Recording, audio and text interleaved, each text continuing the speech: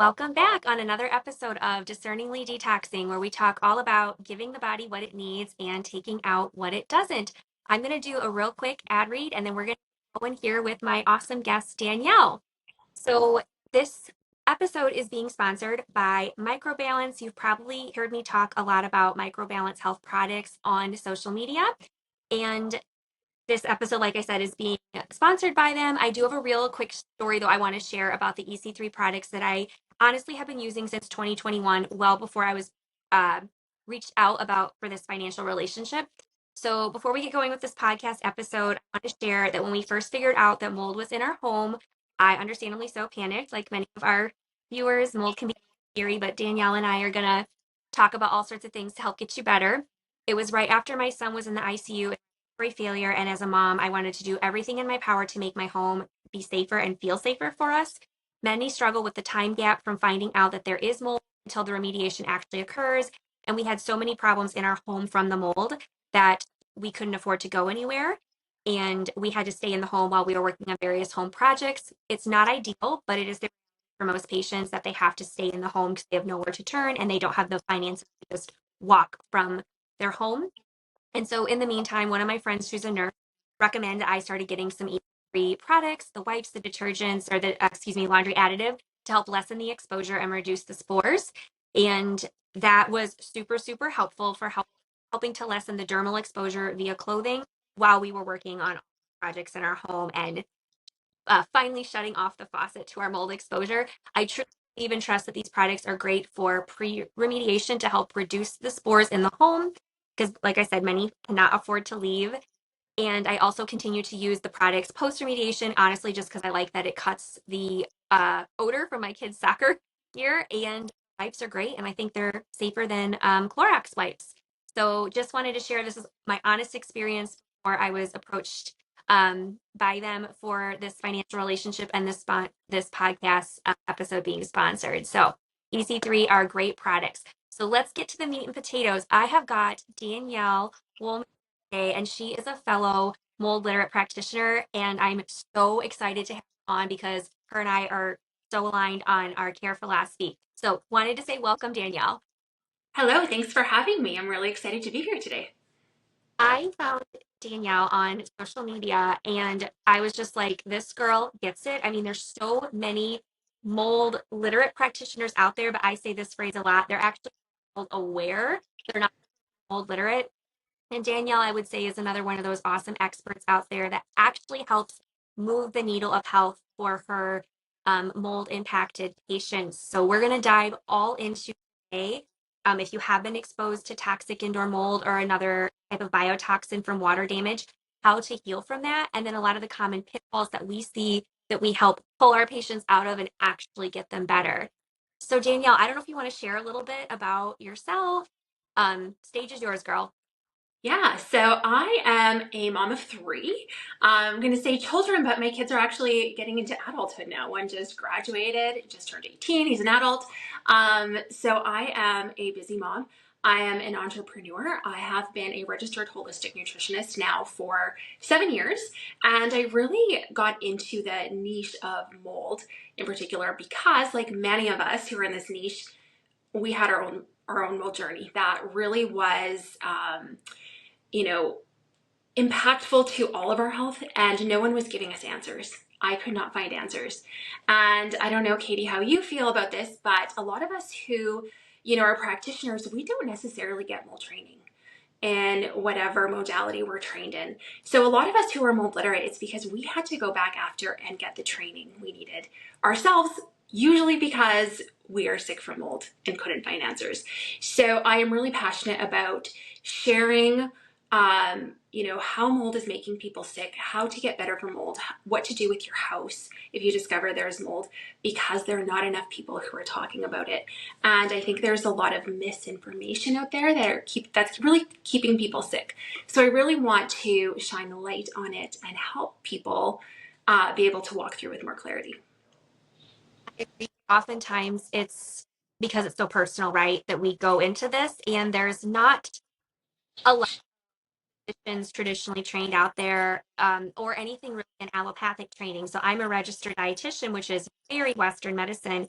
And I sometimes cringe at the fact how, I'm going to be totally honest, stuck up I was when I first got out of my training, because I was like, oh, detoxing is quack, the mold make us sick. And then it took me and my family hitting rock bottom that these people actually are onto something. And maybe I just had such a narrow lens, because that's what my training was. And I believed in it, that I think I've really broadened my, because it was so personal. And I think, like you, so many of us, because it becomes so personal, it forces us to have to learn, because there's not, like you said, a lot of practitioners out there.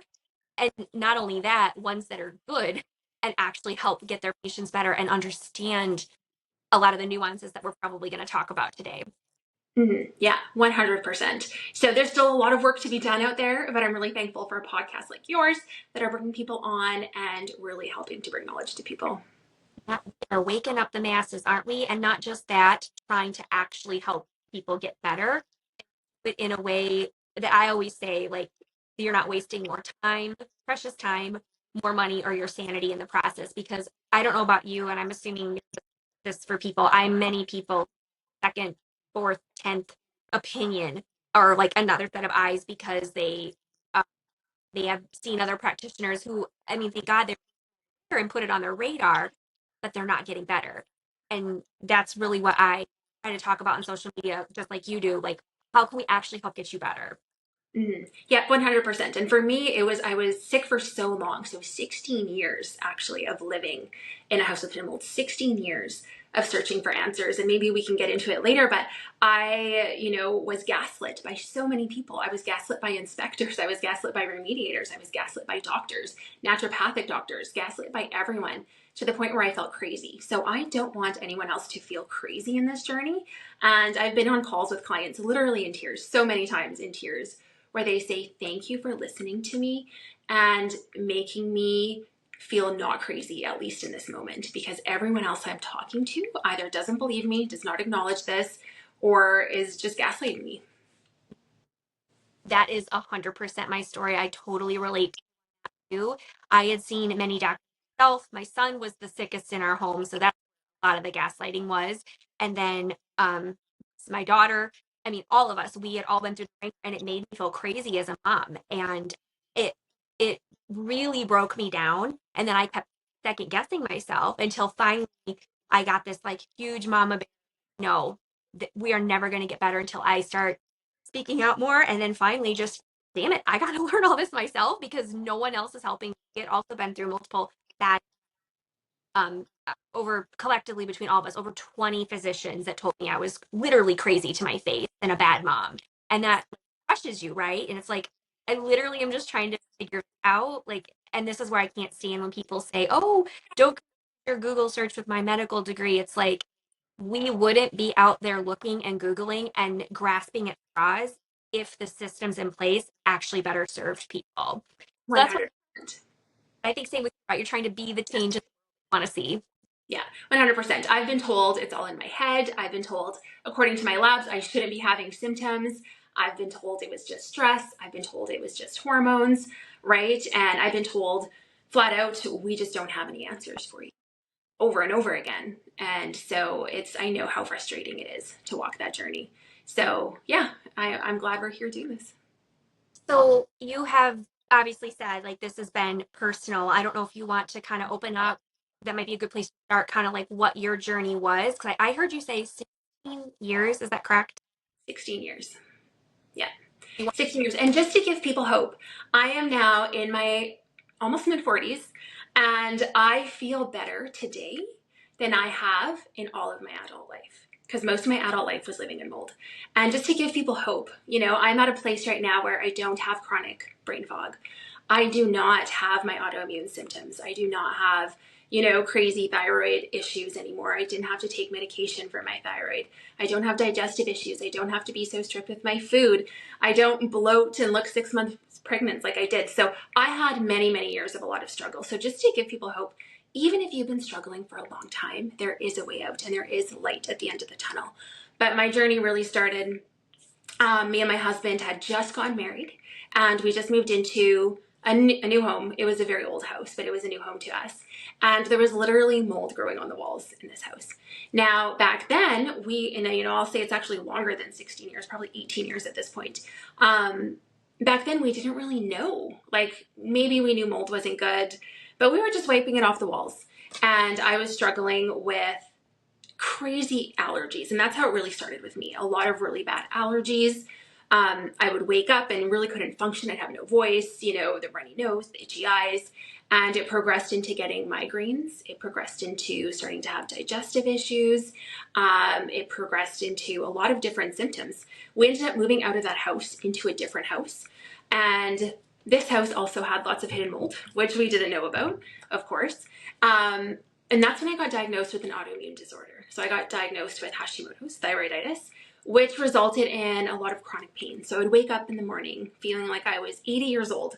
And, my feet would hurt. Everything in my body would hurt. There were times when the brain fog was so bad, I couldn't put sentences together. I couldn't sit and have a conversation with people. I would go to the grocery store and couldn't pay for my groceries because I literally would forget my PIN number for my debit cards. There's so much brain fog. Digestive issues were so bad that I couldn't eat meat even. If I were to eat meat, I would get extremely bloated. Certain foods would really trigger me and I would just walk around looking 6 months pregnant all the time. So I was having a very restrictive diet. Symptoms go on and on: skin issues, eczema, insomnia, extreme anxiety that would keep me in my house. I wouldn't take my kids out because I would have these irrational fears of, what would happen to them if I go out.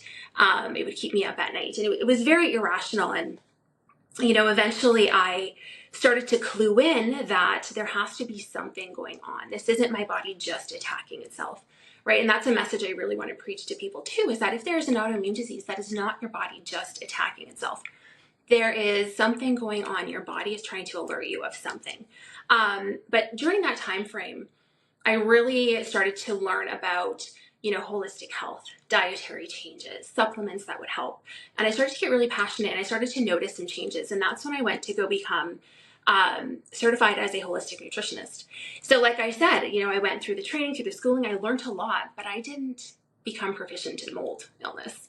So I kind of knew a little bit and I thought maybe it could be one of the root causes. Maybe heavy metals, maybe parasites, maybe I have to do all these detoxes, and I was doing everything right. But not understanding that the hidden mold in my house was keeping me sick. And no matter what I would do, it was like playing whack-a-mole, right? These symptoms would pop up and I'd take care of one thing and something else would pop up. I'd hit that and have to take care of it.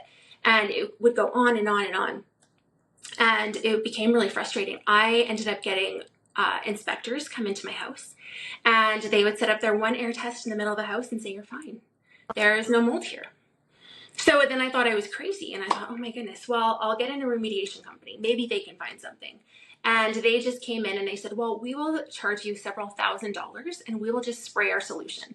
Then you don't have to find the mold. You don't have to take care of it. We will spray it. It will take care of it. Well, me and you both know that that's not how it works, right? You can't just spray it. You can't kill it. We really need to do proper remediation. So here I was thinking, okay, well, we took care of the mold. The air tests are coming back clean. What is going on? And it took me a long time to really dig deeper and really understand how to properly test for mold, how to find mold in your house, how to properly remediate. And it was just a very long road. So one thing I'm really passionate about is teaching all those things because a lot of people don't know. So I always say, if I can teach you, it will save you years in some cases, save you thousands of dollars, in having to hire different people coming through. But eventually, once I really understood the gravity of mold, how to find it, how to remediate it, and go on a proper detox journey, then I really started to see the needle shift and start to move. And with my kids as well, my kids were having a lot of symptoms and getting them out of the mold has made such a huge difference. So I really have, I'm sure we can get into it. I don't want to talk too long. But I've seen a big turnaround in my kids, and that's the biggest thing, right? To watch your kids struggle and to watch your kids suffer with symptoms. And so I just really am happy to educate about all this stuff so I can save other parents that heartbreak of watching your kids struggle, and hopefully not for 16 years like I had to. My son is now 18, and for a good 15 of those 18 years, he was struggling with mold illness that we didn't know what to do with. And, you know, a lot of those things, you know, the longer it takes to address, the longer it takes to start to reverse that damage and just, you know, see things turn around. So yeah, catch it early. Don't mess around. Really take the time to talk to mold literate people and really understand, so you're not wasting all that time and money on things that don't work. So there's several things I want to circle back to, or what you said about all the various signs and symptoms, and how I think we both agree like mold is the great masquerader. It'll show up as so many things. And then the mama bear part, right? Your kids struggle is one of the hardest things. And that was what really forced me into I've got to figure this out, because I was having problems and I was ultimately diagnosed with SIRS, and I had candida issues, weight gain issues, hair loss. I mean, so many things. And always so funny. And I don't know if you see this too.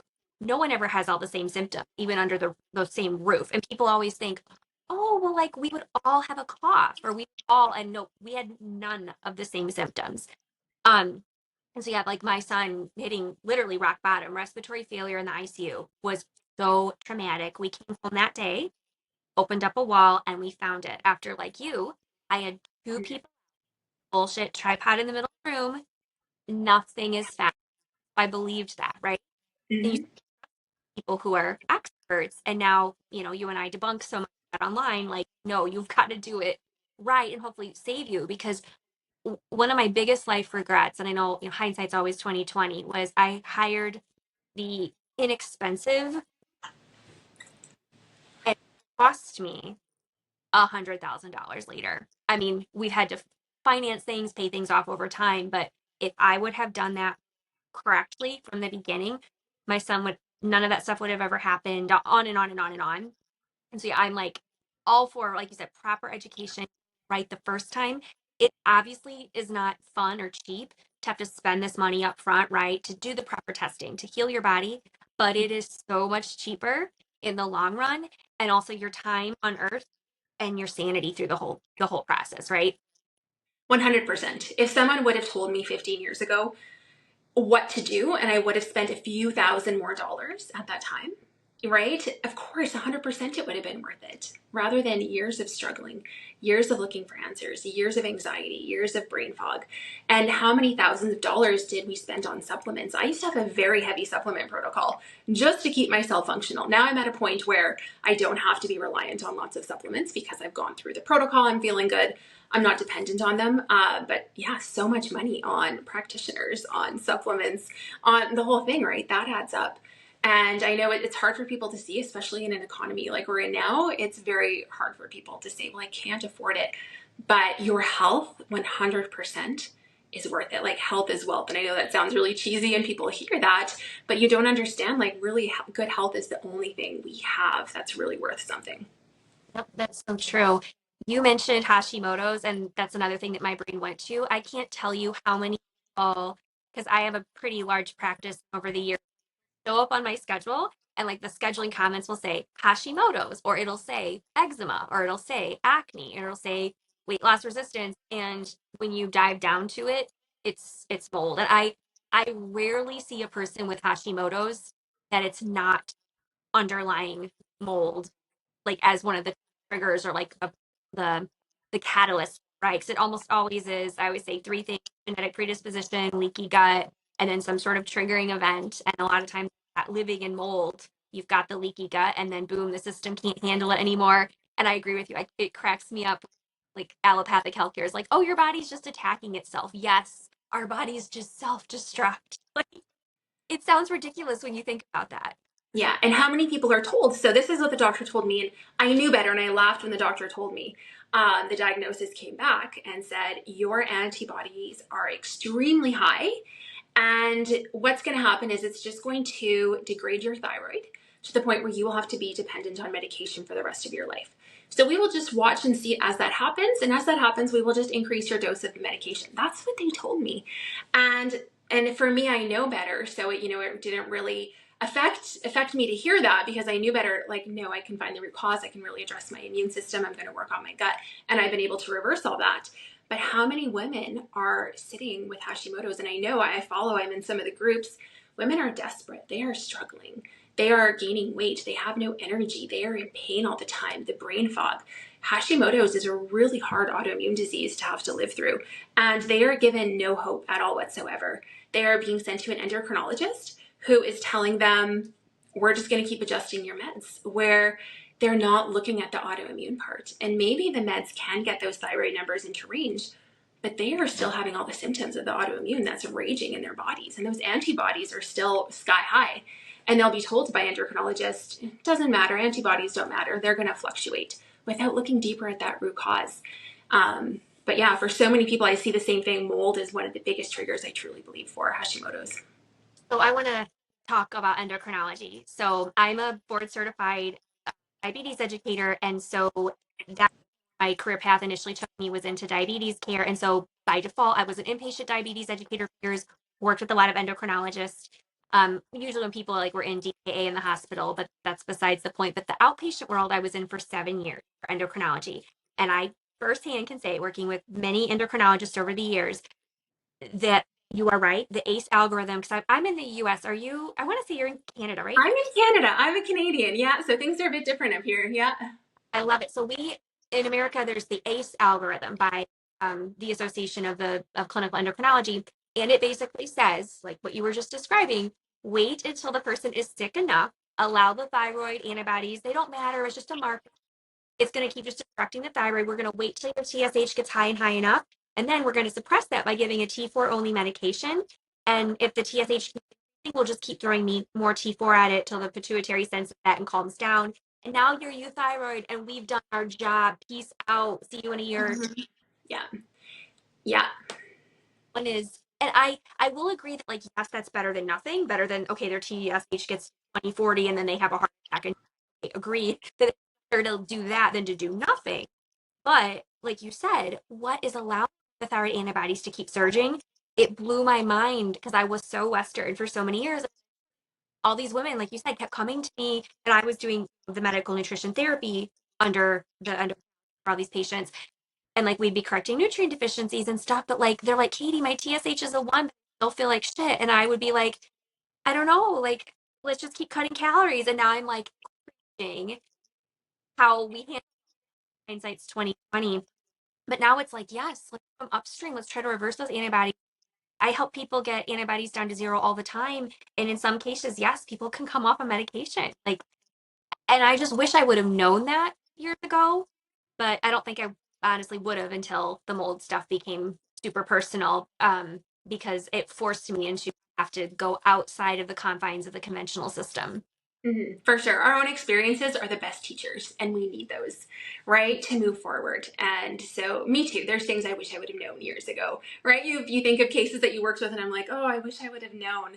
But that's how it works. We just keep growing and moving forward and helping people. So you healed yourself.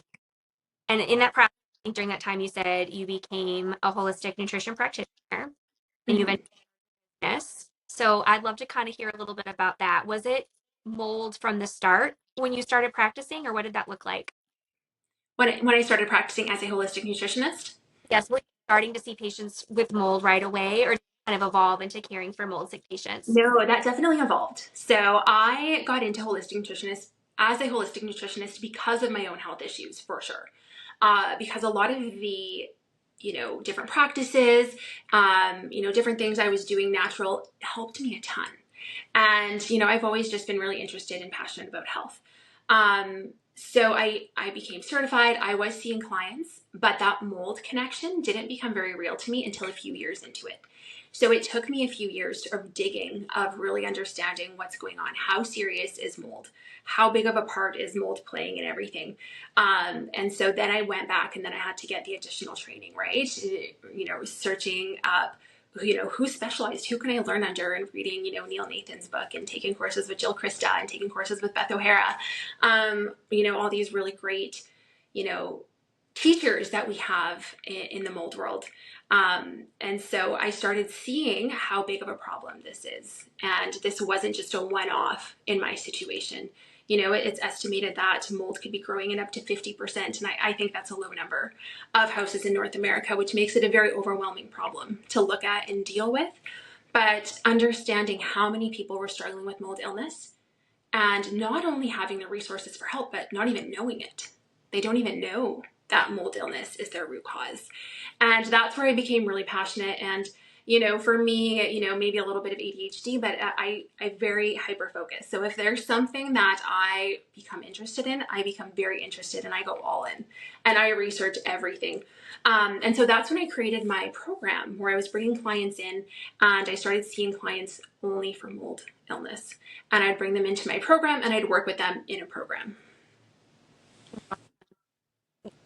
Said something, oh, like 50% of houses do that. That's like what we know. And at least in the US, I think the EPA says it's like 47%. And then there's some studies that say, no, we think it's like 70%.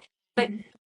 regardless, because some people will troll me on social media, like, oh, you've got the wrong percentage instead of 47. I'm like, okay, whatever. Big picture, this is the masses. And I sometimes also get like criticized in my personal life or media that they're like, you talk about mold all the time. Because, like you said, people think it's a rarity and it is norm. And I rant about it all the time. And I think people, until it becomes personal and they figure it out, they're like, you can't unsee it once you see that infertility, high cholesterol, you had mentioned migraines, eczema, skin issues, acne, heart attacks.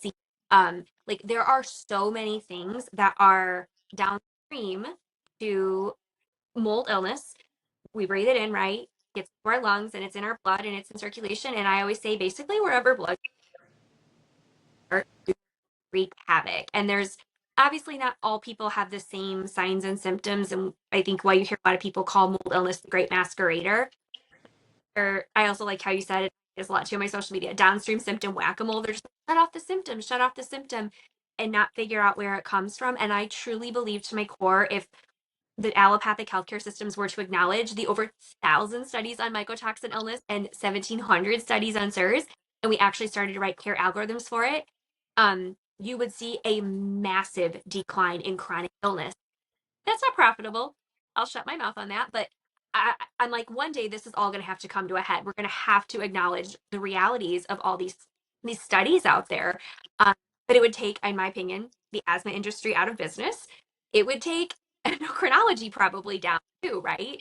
Like, because also mold worsens insulin resistance. Like, how much of diabetes is either caused or exacerbated by mold illness? Like, we could talk all day, right, about all of the labels that are real. I'm not saying they're not real because people will be like, well, I have a high blood sugar. And I'm like, yes, I agree. Like this is the presentation, but the why again. And I think that's, why people get into function medicine aligned or integrative care is it's so much like, oh my gosh, I see the forest now. Like how how did I not know all this before?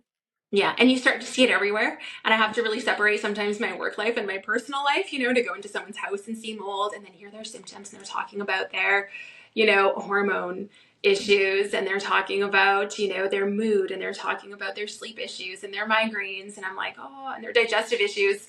And, it's like, oh, well, how much do I bleed my work into my personal life? Do I tell everyone, that they have mold illness, or do I just kind of zip it and just be an example of my own story and let them come to me? I have the same conundrum when I go into people's homes because I obviously don't want to be nagging or whatever, but I'm also like, yeah, then they start talking about, oh, guess what? I have this new eczema cream or I got on a new steroid or and I'm just like, I see the water spots on the ceiling.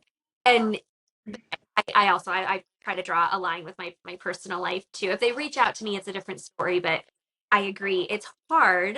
And I sometimes share these videos on my social media, like when I go into a mall or an airport or wherever, I'm just like, do you see that? Like I see it everywhere now. It is wild how much water damage it runs rampant in buildings in the Oh, world. yeah. And I know it immediately. There are certain shopping centers around where I live that I know I have a very hard time going into because my nose starts to run and then my eyes start to itch and then I start to get a little anxious and I'm like, oh, this is a moldy building 100%. So those of us who have been mold sick, we start to become, you know, like canaries in a coal mine a little bit, right? We can just walk into these buildings and we know. You know how there's mold dogs out there? My husband and people sometimes joke that I'm the mold dog, or I have a mold radar, and I'll go in somewhere and it's like I just know. I just know my mold radar goes off, and I'm usually right. I found out later that that person tested or whatever. I'm just part of it's a gift, part of it's kind of a oh. because I can help people navigate it, but also sometimes I'm like, I wish I could cut my mold radar off, but it it is, I don't know, I sometimes say like this became my purpose in life to help as many people to not go through what we went through, or at least to the extent of what we went through. Yeah, 100%. 100%. Yeah. You have a mold radar, or are you like I'm a mold dog? Oh, yeah, 100%. Like I can feel it right away, right? The musty smell, which other people don't notice, but I notice it right away. Right to have an eye for that water damage right away that I see it. My kids actually make fun of me because we'll be driving and I can sometimes see it from the outside of the house. Or I can see and I'm like, oh, the house for sure has mold. And my kids start laughing. And they make fun of me because I'm always pointing out the moldy houses or the moldy buildings or the moldy shopping centers. And yeah, they're always laughing at me. Same. My kids will say the same thing too. They just know. They can see my eyes. So we're talking about like now like trying to get people to be more mold aware, and some people are, right. There are people like us raising our voice on social media, doing podcasts, things like that. And that's good. And a lot of people, they finally do start to get it. Okay, yes, this eczema is undiagnosed mold illness. This asthma, about 30% of all cases, undiagnosed mold illness. And so it clicks. They're like, okay, yes, I need to go after the mold. But then this is hopefully where we can shine some more light today.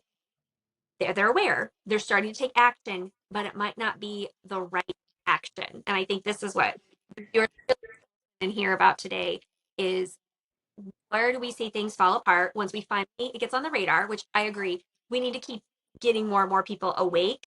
But for those that are awake, how can we help them? So I'd love to kind of transition into that if you've got some initial food for thought on that whole thing. I do. I have lots of thoughts about this, and this is something I'm so passionate about talking about. And it's also something I'm very frustrated about. One of the biggest steps, and I'm sure you'll agree, one of the biggest steps to healing is not just starting with detox. That's not the biggest step we do. And I know a lot of people want to start there. They don't feel good. They know it's mold. They want a mold detox. They want the magic supplement that's going to make them feel better. That's what they want. And unfortunately, there isn't one. It needs to start with your environment. And I'll always say environment, environment, environment. You have to get this part right, especially if you're very sick. I tend to work with a lot of very sensitive individuals who come to me with a lot of mast cell activation, and they are extremely sensitive. They've been in very toxic buildings, and their nervous systems are just so wound up from that toxic exposure that they cannot make any headway with the protocol until they're in clean air. And it's heartbreaking to me because I've seen clients over and over again try to get their house inspected, try to get it remediated, but not doing it properly. And it's no fault of their own most of the time. There are a lot of bad inspectors out there. I'll just say it. A lot of bad inspectors, a lot of bad remediators out there who just don't know what they're doing or don't understand. And this is where rules, regulations, and education is really lacking when it comes to inspection and remediation. I just see people who get the inspectors in who are maybe spending an hour or two in their house, maybe doing an air test, maybe walking around with a flashlight looking for obvious signs of mold, but they're not coming in with the proper tools. An inspector, when they come into your house, they should be spending 4 or 5, 6 hours in your house. They should be spending most of the day in your house. They should be doing an inspection outside. They should be doing one inside. They should have multiple tools, so a very multi-pronged approach. They should be using a moisture meter. They should be using a boroscope. They should be using a thermal camera. They should be doing tape tests, swabs, cavity air testing. They should be doing all of this to help you find the hidden mold. And this part is so important. I always say, take the time. I have a course that goes into all of this, what to ask your inspector, what they should be doing. And sometimes I say, if they come in with their little tripod air test and that's all they're going to do, fire them, kick them out, do not pay them, do not move forward with that, because that's just going to give you a false sense of security and keep you sick. And unfortunately, there's just too many inspectors that do that. And so we need a lot of good inspectors out there, and unfortunately it's lacking. And I actually convinced my husband to become a mold inspector. So he is an inspector now. Just because of our own experiences, he didn't want to. He was very resistant for a long time. I think part of the trauma of our own mold journey, I don't think he wanted to be entrenched in in the mold world. I don't think he wanted to walk into moldy houses every day, but I kept getting messages literally every single day of people saying, Danielle, how can I get a good mold inspector? And especially in our area, in our province here in Manitoba. And I would say, I do not have a recommendation for you. I do not know of even one good inspector in our province. And that was heartbreaking for me. That's really hard when I want to help people get better. And I know this is the first step, and I don't have any resources or tools for them to do so. So my husband finally was on board, and he went and he took the training, which is lacking. So it was a combination of the best training he could find out there, along with my experience, our combined experience, and he now has all the tools. And he's just starting out, but he's really excited to finally be able to offer, a service in Manitoba that's really going to get the job done right. There are so many wonderful things that you just shared about that. The first thing that comes to mind is I have a very similar mindset. I always say, I can help you drain the tub, but if you do not shut off the faucet, you Yes. are wasting money on the downstream problems. And that was myself. I bought all the supplements when we first had an inkling that there was mold in our house. And of course, I didn't get better because I was just pulling out what was continuing to come in. And if the rate of exposure is faster than the rate of clearance, which it always is when you're living in a moldy house, right? You only detox as fast as you can poop. And if you're breathing all day, like you are way bioaccumulated with that. And so I agree that like, and this is actually, and I always say this is like so ethical of me and good practitioners, right? I live business away because I'm like, no, I'm not going to sell you this false thing that yes, we're going to do amazing work together when that's not the reality. I'm right by you. I want to help you get your environment good because and I understand that's a process and it's not going to happen today. And there's some things we can do in the meantime. I'm not going to say you shouldn't start any intervention living in it, but like ultimately I think it's crazy when people say like, oh yeah, I can help you and fix you, and we know damn well that that's not the case, that they're still living in clinically significant levels. And then like you said, finding good people is so challenging. The best resources I can give people, at least in the United States, is I'll send them to like the Change the Air Foundation, and then we have something called oh god, I'm in a blank on it now. Is it International Society of Environmentally Acquired Illness? Okay, that's the Yeah, acronym. something like that. Yeah, I have a resource that I send people to as well to help find some qualified people. Is everyone in there going to do a thorough job? I don't know, but better than just looking on, Google and finding the cheapest person who's going to come in. Take some time with this, research it, understand what you're looking for and who it takes to do the job right. And I in my course too, and in like all the documents I give my patients when they start working with me, I have like these are the questions to ask. In the United States, do they file the IICRC S520? I might be botching those numbers, but Yeah, no, that's that good. that are they like you said, coming and looking at the home from multiple angles, not just the BS tripod in the middle of the room, cavitation sampling, um like you said, looking for moisture behind the wall, the thermography, um and then just like you said, time. You have to crawl through the nooks and the crannies. You can't just walk in, not check out anything, throw the tripod down. And I have so many people that come to like will do like testing on their body and they're like, oh, yeah, I know mold's in my body, but my house was fine, the air sample. I'm like, are we sure? Are we sure? And so yes, I agree. It's so important to really foundationally start with the environment.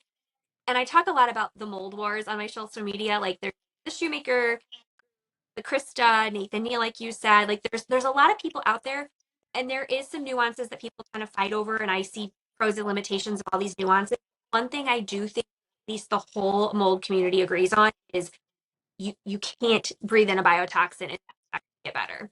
Yeah, and it is. Like I did a post, I'm sure you saw it, of the analogy of a gas chamber. And that's what I think all the time, that if someone is sitting in a gas chamber, if you have a friend who is sitting in a gas chamber and they're slowly being poisoned from that gas, are you just going to try to give them vitamins to try to help? No, you are going to open that door and you're going to pull them out of that gas chamber.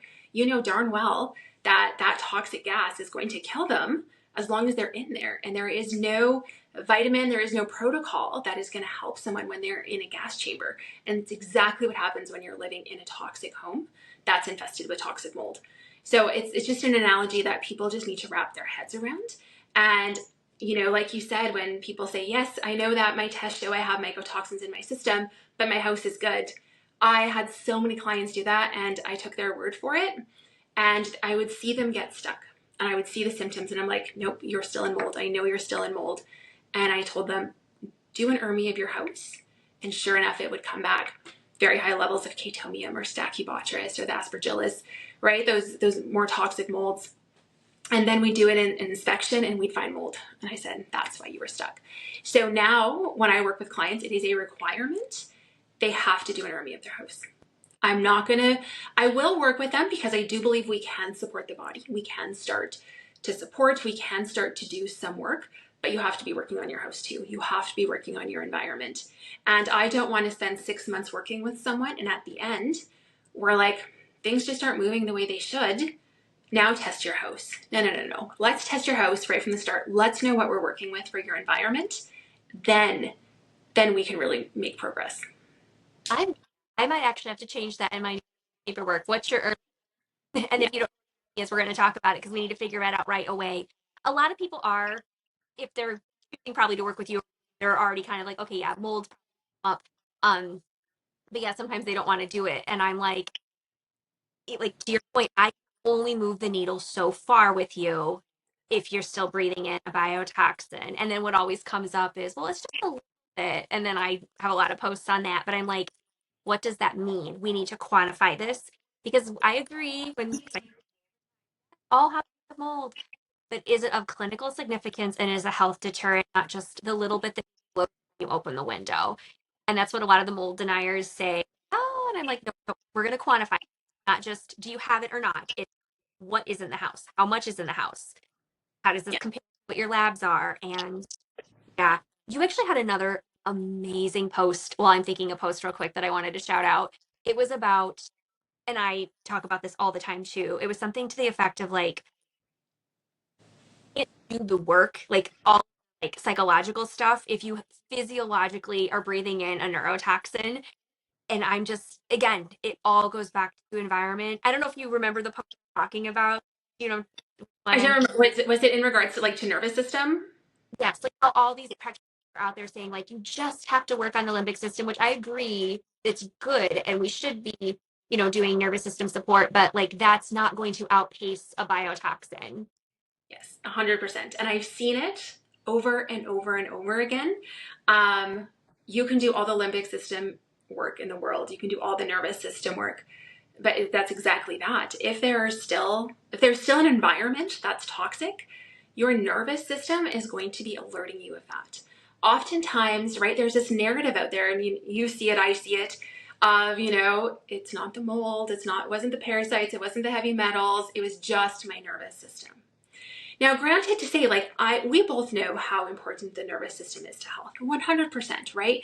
If your nervous system is imbalanced, it's going to shut down digestion. You're going to have blood sugar issues, sleep is going to be impacted, right? There's all these downstream effects, 100%. But oftentimes, especially with mold, the nervous system is imbalanced because you're exposed to a toxin. It's not the other way around. It's not that the mold is affecting you because your nervous system is dysregulated. Your nervous system is trying to tell you, hey, your environment is dangerous. Get out of here. That's exactly what's happening. It wants you to run. It wants you to leave. It's alerting you of the danger. And until you clear up that exposure, you're going to have a heck of a time getting your nervous system regulated. I 100% agree with that. And I love that you had that post. It was worded so well, and you're very good with words. I honestly, that's probably one of the biggest trends that circulate in the like health space on social media that pisses me off is the whole just do the work. And I'm like, you guys are selling a false hope that you can outpace or try to outrun a biotoxin by various tools like deep breathing, et cetera, which are all good things. Yes. It's so, in my opinion, like negligent to say that yes, you can just deep breathe your way out of a biotoxin. Yeah, 100%. And it's trying to say that the toxins aren't toxic. They 100% are toxic. And yes, certain genetic makeups are going to be, right? The HLA gene is going to be a lot more susceptible to illness. They are not going to be able to detox as well. But I truly believe that anybody, no matter what their genetics say, if you are in a house that is full of Stachybotrys, that is full of Chaetomium, you are going to be affected by that. Some people are just those canaries in the coal mine that will alert you right away. That is dangerous. But those toxins are toxic, just like any other toxin or poison we can think of. no one would deny that those things are toxic and you should not be exposed to them. So I'm not sure why we're seeing that gaslighting with mold, trying to say that this toxin shouldn't be affecting you. Mm-hmm. Of course it's going to affect us. I agree. And this is one of those things that I sometimes get heat for, but I'm okay to get heat for it is while I am a shoemaker proficiency partner, I will sometimes joke I'm shoemaker modified because I don't think it's only the HLA certain specific haplotypes that get sick exposure. I, in fact, and I know this goes against what Shoemaker has to say, but I think when push comes to shove and this whole world can get expensive, I will say, do not put your money in HLA testing. Put that in something that will actually change or we can work with because that is fixed. We'll never change that. And regardless if you are positive or you're the dreaded gene or all those different combinations of certain types of haplotypes, I honestly like I care, but I don't. And I get when people say, "Well, do it because you know if you're also Lyme susceptible." Okay, fine. But the big picture is you're sick. What's your environment? What are you exposed to? How are we going to help you? Because even if that comes back, like you said, that it's okay, and you're the 75% of the lucky people, you're still sick. There's still a problem. Yeah, 100%. And that's where I stand too with as far as testing goes. I am actually not a big proponent of a lot of testing when it comes to mold illness because it can be very expensive. And I'll tell people the truth and give them hope as well that I managed to get myself well without all that testing. We didn't have the money for it. I was sick. There was a lot of years or many years that I wasn't able to work because I just wasn't able to. My body wasn't well, my brain wasn't well, I wasn't able to work. We were living off of one income and my husband wasn't well either. He actually developed a severe seizure disorder when we were living in our moldy house. So we were on a very limited income. So I know when people say they literally cannot afford certain things, I've been there and I understand. So I will always say we don't need to do all the testing. Let's do a few necessary tests to figure out what's going on with your house, what's going on with you. And once we know that, we can move forward. We don't need to know every single little detail. We don't need to know every single little imbalance that's going on in the body because that's not really what we want to address anyway. We want to address those root causes. And I will always say, if you have the funds, yes, let's do some testing. It'll give us a really great picture and really great idea of what's going on. If you don't, let's take care of your environment first because that's what's going to move the needle the most, more than the testing, more than the protocols, more than the supplements. Your environment is going to. So especially in the beginning, let's take those resources and those funds and put them towards your house. Hire a good inspector, hire a good remediation company, do the small particle cleaning, get all the new belongings for your house. Do that before investing. And maybe some practitioners won't agree with me, but that's kind of where I stand as far as working with clients. I agree with you. And I'm insurance-based private practice. So by default, I'm not attracting really high ticket clients. Like people are coming to me with their insurance.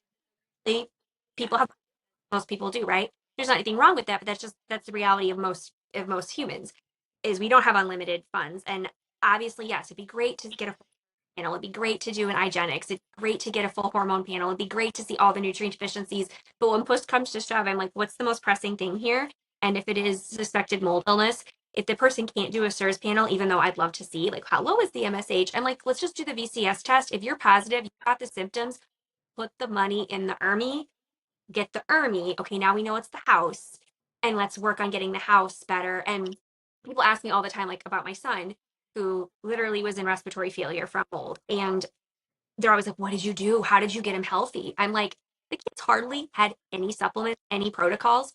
We aggressively dealt with our house, small particle cleaning. He was on a little bit of a, also like 3 at the time. I gave him a spray binder, some spore based gummies eventually. I don't know, I might have given him a multi. Like literally that was it. And then within a few weeks, off of all the steroids, the pain, he's totally healthy, normal kid right now. And so just like you don't I mean, some people need the crazy protocols, right? Yeah. But by default, not every that and everyone wants, like you said, to jump to the what's the best protocol. And it's like, let's do some way more foundational things and I mean that turns money away from me, but I always say I'm here to do right by you because I was you. I was the underdog taken advantage of that was gaslit, that didn't know what was going on, and I truly want to do the best for the person because I don't I don't want to work with people and just take people's money and like, sell false hopes. I want to see you get better. That in my heart is what the right thing is to do. Because like I said, I was that person. Yeah, 100%. And like a clean environment is such an underrated tool that people don't want to see. And I understand it's overwhelming. But an example too with my daughter, she was getting migraines like crazy.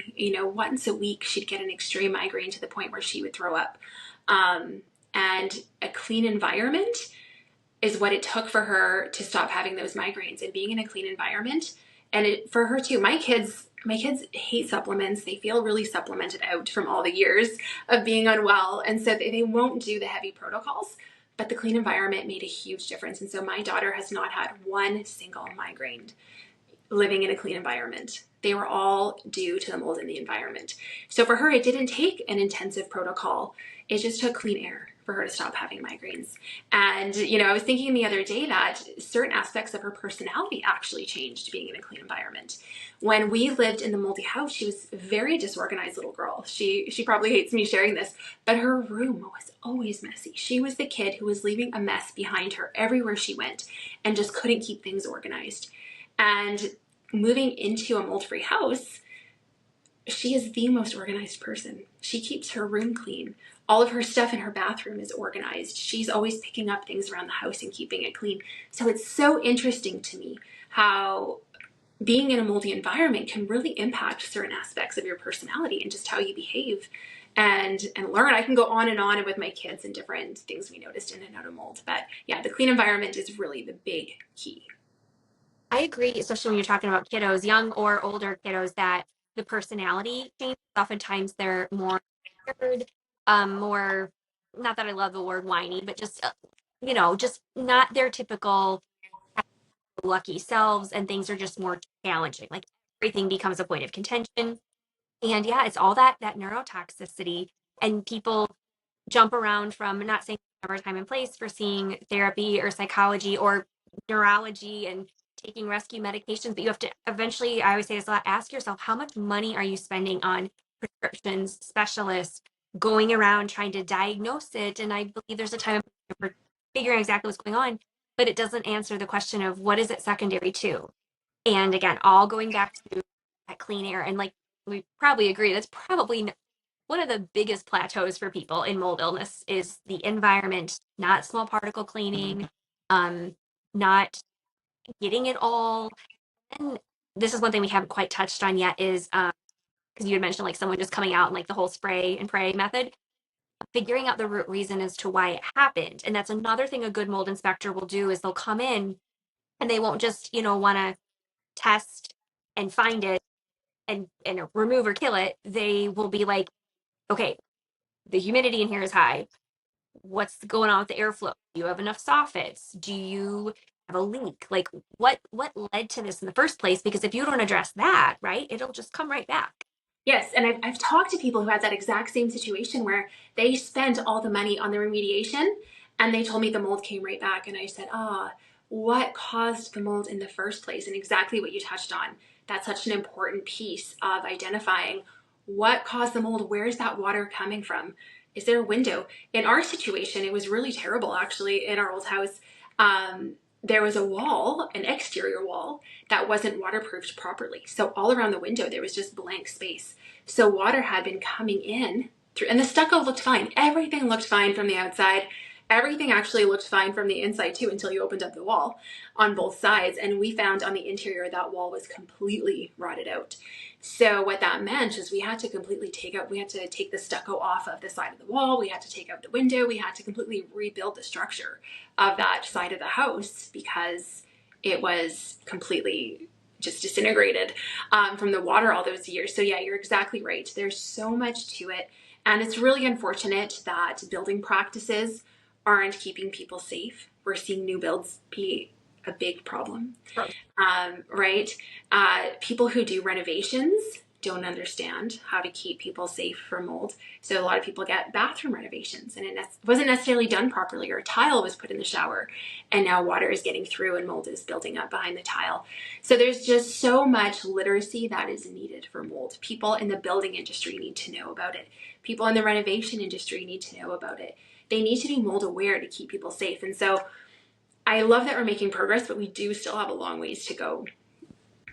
I do agree. I think because there's so many things that touch it, right? Like you said, the building, and then not just the building, like the contractors, but all the people that do various work in the home. And um, and then if there is a problem, like who's going to fix it? And then the mold inspectors, are they good? Are the assessors good? Are the remediators good? Like there's just so many layers to it, what makes it all complicated. And I get sometimes that is overwhelming to people. Like, where do I even begin to chip away at this? But there are lots of good resources out there, and like why I are talking about this and trying to help people get with the right people so that they don't do it wrong. Because I'll say this expression a lot too. To me, there is nothing more expensive than bad remediation or like doing it wrong the first time. Because now you put all the money doing it wrong. Now you still have to go in the money to do it right.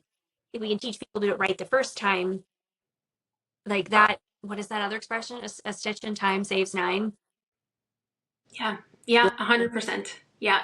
So it's something that we need a lot of education on. And so hopefully people like me and you are making people aware and people avoid these really expensive mistakes. But yeah, there is hope. There is hope because both of us, I think, have gone through it and we're feeling better. Our kids are feeling better. So there is hope on the other side. I know people who are mold sick sometimes can feel hopeless and can feel like it's so daunting. And I always say, just put one foot in front of the other. Just look at that next step and just keep going because that's something mold can do too. I don't know if you see this in your clients, but I did a post about this once too, and I called it the mold hold. That when people are in mold, I really truly believe that being in mold changes the way we think. Mold's job is to decompose. And when we're exposed to mold, I really believe it wants to decompose us too.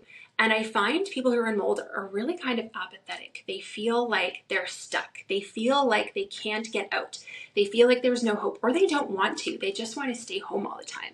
They just want to sit in their dark house. They don't have the drive to move forward and get out. So it's this really interesting phenomenon. I don't know if that's something you see in your practice, but I've seen it for sure.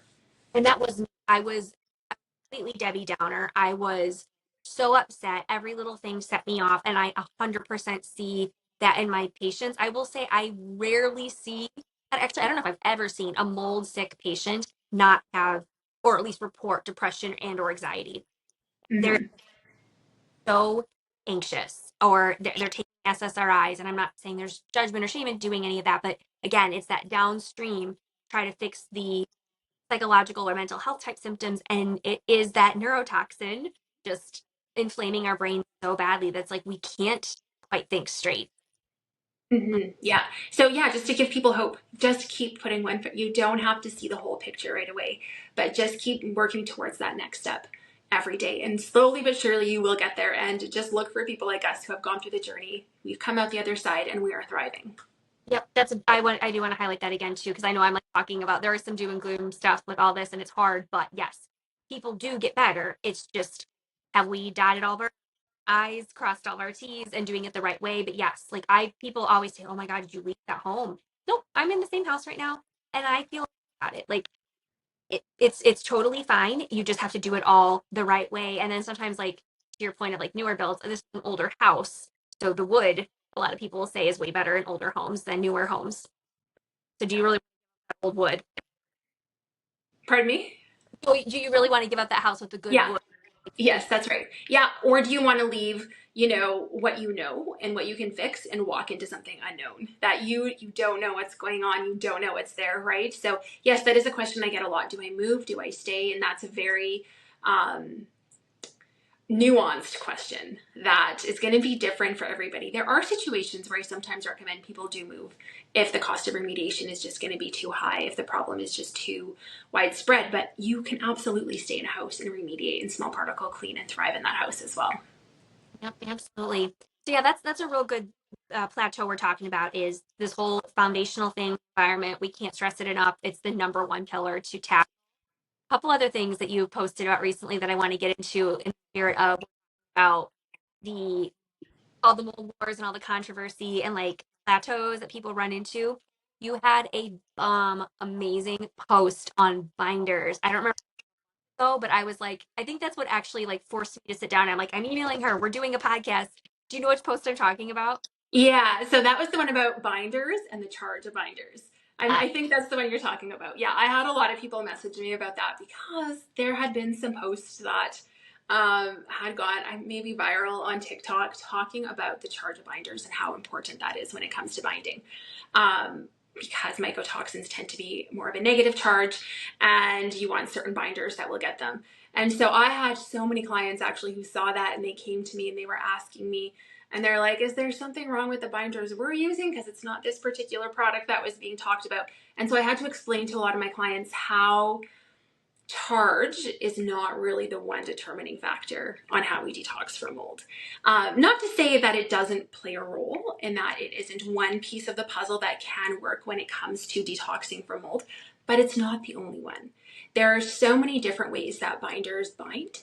There is, the charge aspect, but they're also going to be like structure. There's going to be, lipophilic binding that's going to happen. So many different ways that we can detox from mold. And I always want to emphasize as well that binding is not the end all be all of mold detox either. It is one piece of the puzzle, but when it comes to healing from mold toxicity, there's so many other players that come in that binding is not that one thing that's going to make you feel better. agree. I will say oftentimes, because like you said, if people start to become mold aware and they're starting to dive in, like binding, like the first thing Googles and figures out, oh, I need binders because of the whole bile thing. I need to pull it into the stool, treat it. And yes, like that is a huge part of it. But I always say the body, there's one big assembly line. There's so much that happens in the assembly line before the binding. How well is the liver packaging up and shipping it to the bile? How good is the bile flow? How good is the stomach acid and the breaking down of things and the nutrients to help support the liver to do all that? And then it goes through the pipes. And then, okay, yes, the binder comes in and helps it leave better. But if you don't have, like, if the binders are coming in and they're grabbing and attracting, but they don't have a lot to grab and attract to because it's more embedded in the cells and like it's and I like have a love hate with Cellcore, but I do love their funnel analogy that everything kind of funnels out and a lot of toxins do leave the stool, but we have to address all of the layers that even get to the colon in the first place. So I think that's one huge thing in the spirit of us talking about like where plateau is people don't address the full funnel. They're only addressing the colon and the binders grabbing and attracting and then Yeah. the and then the whole debate over the best binder, which I love that post was so insightful because I feel like that outside of like inspection, that is to me probably the other top most controversial thing in the mold world is what's the best binder. And I don't think, like you said, it's really about the best. It's what the situation warrants. I don't know Yeah. if you've thoughts on it, but Yeah. I Yeah, I have so many thoughts about it, and wherever you want to go. And so, we can just talk about cholestyramine a little bit because that is what a lot of my clients ask me about or during that post. And, no doubt cholestyramine can have its place and that it is a great, bile acid sequestrant and that it really can grab a hold of those bile acids. For people who aren't listening, we have this understanding, but we will talk about bile, and you'll probably hear us talk about bile because what happens is a lot of these mycotoxins are fat soluble, and so they get processed by the liver and then they get put into the bile, but the bile continues to recirculate. So there's that enterohepatic pathway of recirculation that happens, and so that's where cholestyramine shines, is it grabs a hold of those bile acids and gets them out. So it's not so much about the charge. It's not so much that cholestyramine is targeting a mycotoxin because mycotoxins are negatively charged. It's this whole dynamic of how it works with the bile acids, right? Because the bile acids are charged a certain way. But it's not the only way to detox. And it's not the only factor because we also have to look at, is bile even flowing to begin with? If bile is not flowing, then doing the bile acid binding isn't going to be terribly effective. And a lot of the people that I work with, and I'm sure you see this a lot too, really deal with issues with bile flow. The bile becomes thick, it becomes sludgy. We have to even work to get bile moving. Mhm. And when it comes to even binding something like cholestyramine, and it works well, but most of the clients that come to me are extremely sensitive and can't even tolerate something like cholestyramine, especially not in the beginning. Maybe later on once we do a lot of work, but a lot of the clients that come to me have mast cell activation or some level of mast cell activation. And that adds a whole other layer to the detox puzzle, because then they become extremely sensitive to supplements, and we have to start very slow, like sprinkles of a supplement, and usually it's more supportive before we can get into the deep detox work. Yep, I agree. That's the exact same framework I do. Is if mast cell or histamine intolerance is applicable, I start there, helping them have bandwidth with being able to take supplements. I will usually then start with correcting deficiencies.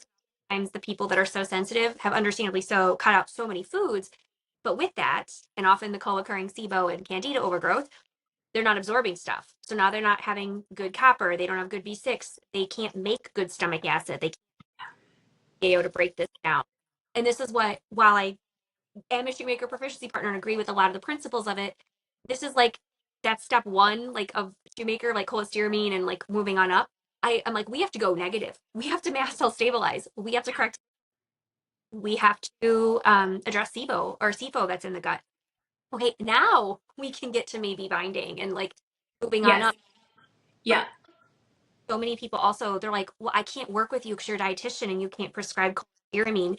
And I'm, so one, that's a huge point, right? Access to cholestyramine, because so many people can't afford a SIRS proficiency physician. A lot of them charge 5, 10, $20,000 to work with. Well then, and also how good's the cholestyramine if it's in mold? So, but they feel like everything hinges on them getting cholestyramine. And I'm like, no, you can still heal. I had SIRS, I never once took cholestyramine. Me neither.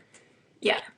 Not have to have it. Now, does it work fast? Yes. You've got the MCASI people, you've got the constipated people, and then how good's the cholestyramine when they're so constipated? It's not.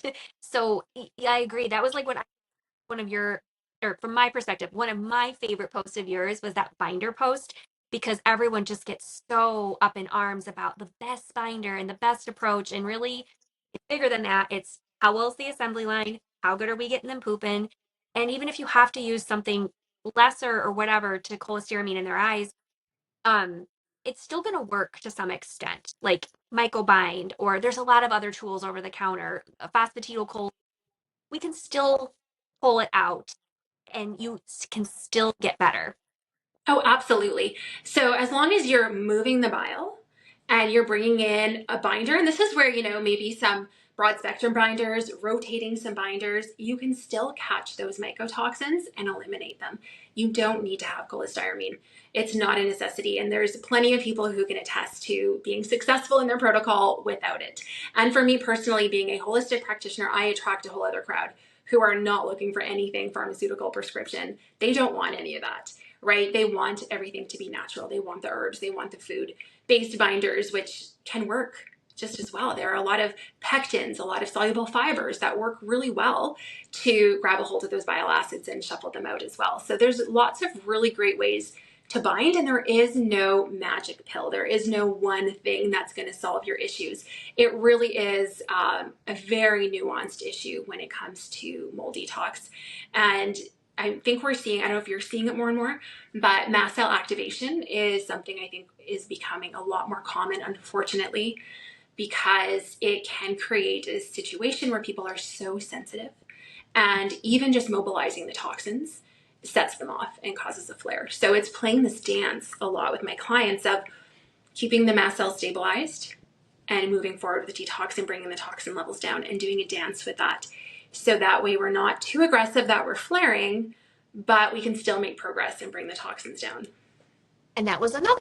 I was like, oh my gosh, I need to message Danielle and see if she'll do a podcast with me because of the whole MCAS conversation that I see you talk about. And I talk about a lot too, because there's that whole trifecta of the people out there with the POTS, the hypermobility, the MCAS, if they actually get the diagnosis. And I always say, don't freak out, label that with you, because clearly you're having all this things. Like we clearly there's a histamine problem, regardless of what we call it. We need to address it. And that to me is even like below the shoemaker protocol in terms of foundational. If you don't have that figured out, it's really hard to move up with the binding and all the other things we eventually will do in mold detox. And I agree, I not always um do I see MCAS, but I do see it a lot. I'm trying to say, would it be somewhere probably between 50 and 75? of my patients have histamine intolerance with mold. And I was lucky that was never personal to me. But I do see it a lot. And I think that's one thing that nuanced practitioners like me and you shine at, because we see the bigger picture sometimes. And you really have to help the patient navigate through that. And there was something else that you said that I want to highlight real quick too. Was that, like, why are we seeing that more? Because that's another question I get all the time. Why are all these people casting now that, like, 5, 10 years ago you didn't hear about? I think the pandemic was huge. We were all inside more. The limbic system, we were all stressed out. The mast cells do have nerve endings on them, and the stress obviously can worsen them. But I don't. To what we were talking about earlier, think that that's the path forward, is just limbic work. Like, we got to do other stuff. But the toxin burden became greater. The airtight homes and the green homes and the poorly built homes is a bigger issue. Um, the toxin burden of just life, all the industrialization, all the things that we're ongoingly more and more exposed to. And then the 5G hit. And I know that that's controversial, but there are studies that show 5G, what's the word I'm looking for? EMFs directly stimulate mast cells to release this. And that hit in the middle of the pandemic, I think, when that was launched or whatever. And huge. Oh, is my? Well, I'm not going to grab it. I have a EMF mitigator in this room, and it's over there. But anyways, I am huge into. Okay, yes, medications help. Ketotifen, Allegra, Zyrtec, like all that stuff, and I will recommend things like that occasionally. Like, what's triggering them? The mold, right? So we got to get them out of the mold. The EMS, the water, all the crap in the water. And so if you do a lot of these foundational things, sometimes that gives them more bandwidth to be able to take binders, because it's this catch 22, like you said. We have to detox them because the mold is worsening the histamine, but we also have to stabilize them, because if you just give them a binder, that doesn't always go well, and then they feel worse and they flare. So I like to go deeper. EMFs, water, a lot of these other things. I actually have a scheduled post for that later tonight on this whole topic that we're talking about. This is very timely, on giving your mast cells more bandwidth so we actually can move forward with the detoxing. Yeah, is finding that difference too, right? There's mast cell activation and then there's histamine intolerance. So one of them is that your body is having a hard time processing the histamines, right? A lack of diamine oxidase or the nutrients needed to produce, diamine oxidase. Or is it the mast cells themselves that are producing all these mediators and causing, more histamine within the body? And so for me, it's a little bit of addressing both, right? Because we do, even if it is the mast cells, we have to stabilize the mast cells. So yeah, like you said, what is triggering those mast cells? What is in your environment that's triggering? We need to calm that noise down. And then we can go in and we can take care of some of that histamine, diamine oxidase before meals. We can do some quercetin. We can maybe do some nettles. We can do, I like Seeking Health, histamine nutrients to bring in, maybe some of those probiotics that help with the histamine and bring those levels down. And once we bring some of those histamine levels down, low histamine diet sometimes can be helpful at first. Then we can start to move forward. But it is difficult, because oftentimes, in my experience and from my research, that when there is mast cell activation, most of the time that initial trigger was likely mold. Mm-hmm. But once it's been triggered, now what is that? Heat can set it off. Exercise can set it off. Foods can set it off. Any chemicals, scents. You walk into some place that has fragrance, and now all of a sudden you're getting flared all the time. So it really is something that it can feel very difficult to quiet or to turn off on a multi-tox journey. But it's not impossible. And it's so funny we're talking. I had a physician on, several recently, that are like, oh yeah, I never ever see MCAS patients without mold. Like, they go hand in hand. It is almost always clinically significant levels of mold as the big, like, straw that broke the camel's back for all the flaring and all the issues. And I will say that I also don't know if the person actually let me test it and do the mold work and did the ERMI, if I've ever seen an MCAS patient without mold. But the other side of the coin, they all can go away. And I've worked with many clients over the years that were on Protofen, Chromium, LDN, uh, Claritin, like stuff for their nose, like all sorts of stuff. And I agree, it was helping keeping them calm. And I'm not saying, if you're listening, like, go off all your mast cell stabilizers right now. But when we gave you more bandwidth, we got you out of the mold, we got an EMF mitigator, like, we do all these things. Eventually, one by one, a lot of those go away, and you don't need them anymore. And it's like, oh my gosh, this is life without mast cell stabilizers once you find a lot of the root issues. So it is so possible. It's just like we're talking about this dance, and it's complicated, but it is possible. Yeah, definitely possible, for sure. The body is incredible. I'm always blown away every day with how complex the body is and how it's always trying to keep us in homeostasis. And how, if we can just take care of a few things, the body naturally starts to bring other things in line on its own. We don't necessarily have to go in and, try to mitigate every single imbalance in the body. We just need to hit those really big things, and the body naturally will bring the other things into balance on its own. I know it can feel daunting sometimes looking at test results and seeing so many imbalances and being like, how am I going to bring all those in? But we just have to scale back and be like, okay, what is going on? What was the initial trigger, right? And so for us, a lot of the times it's that mold exposure, and so then we start taking care of basics. And like you said, then we start to see things calm down and things start to come back into balance. So yeah.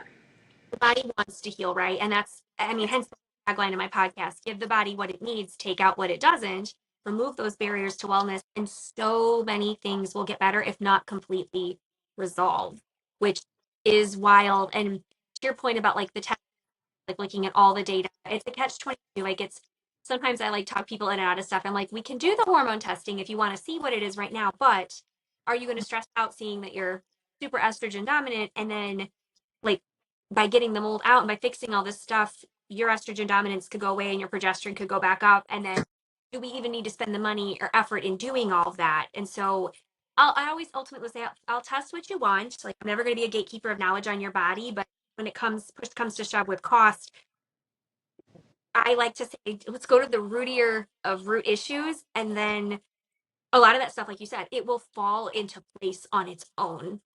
Yes, yeah, 100%. And like to, speak to hormones, I see that all the time too, right? I have people who ask me about their hormone imbalances and what to do to fix it. And I'm like, you know what? Instead of addressing just the hormones, let's go deeper. Why are the hormones imbalanced? What are the toxins? What's going on with your blood sugar? What's going on with your environment that's causing those hormones? And, to the testing as well, sometimes I want to be cautious with doing a lot of testing because I find my clients then want a supplement protocol to address each imbalance.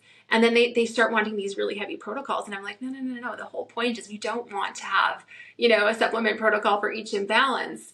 Let's keep your protocol a lot lighter. We can do that, and we can make progress and see results and really address those imbalances indirectly with a much lighter protocol. And I call that not doing the green version symptom whack-a-mole with just supplements, because I did that on myself years ago when I was first getting involved on all this. I remember I had very low mid luteal progesterone. It was a 2, and I was like, oh my gosh, I'm like 30 years old. How can I have a 2? Like that means I'm not ovulating anymore. And I tried Chase Berry for a while and I felt better, but ultimately I was still living in the mold, and I was like, okay, you got to get out of the mold. And now I just rechecked, and I shared this a couple months ago. My mid luteal progesterone was almost a 20 on nothing anymore. It's surging on its own like it should without any supplements, because I fixed my SIRS and because I fixed all this. So now I don't need to take progesterone cream or bioidentical hormones, because I have so many women that come and see me and they're like, should I get on bioidenticals? And I'm like, menopause is a different story, but you were 35 years old. Like, you should not need any progesterone. Like your body should be making that on its own. So to your point, like go deeper, figuring out what's dishing out the hormone misfiring.